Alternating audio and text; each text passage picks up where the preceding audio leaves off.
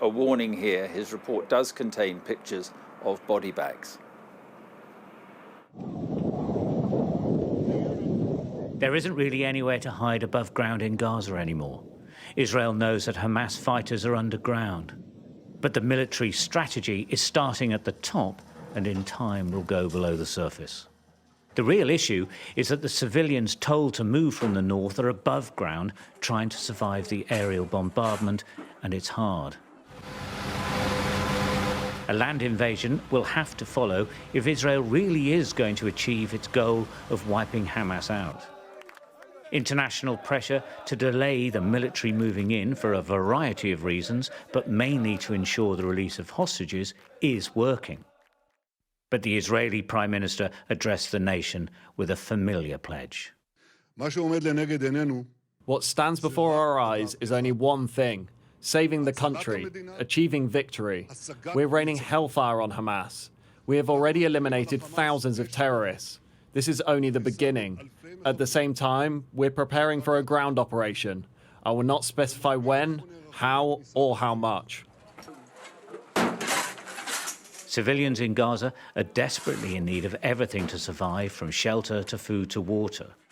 But there is a key shortage, and that is linked to everything. It's fuel, and it's almost out. Moving through the bombed-out streets, they collect bodies on donkey-drawn carts. They don't have the fuel to use ambulances. There's not much dignity in death at the best of times in war. This is more sad than significant, but for the families, it hurts. As they bury the latest victims, a man in charge tells them to place a child's body in her dead father's arms. The men leave to get her mother, his wife's body, to join them. In death, they will be together for eternity.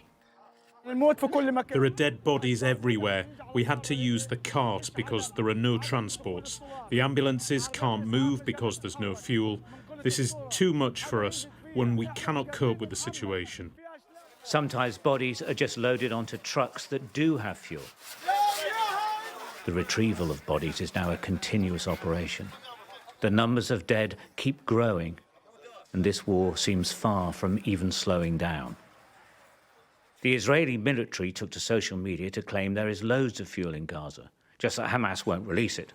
Well, they do need it for certain.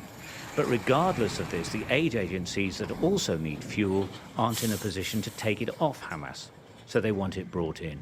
The supplies of fuel that UNRWA has and manages are running out, and they're running out fast. Humanity is really failing the people, the civilians, the families of the Gaza Strip. All we're asking for at UNRWA is to be able to allow to fulfill our humanitarian duties. That's not too much to ask. That's not too much to ask.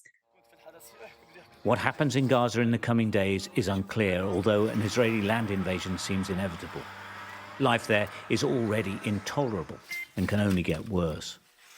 As it stands, a lot worse. Stuart Ramsay, Sky News, Israel.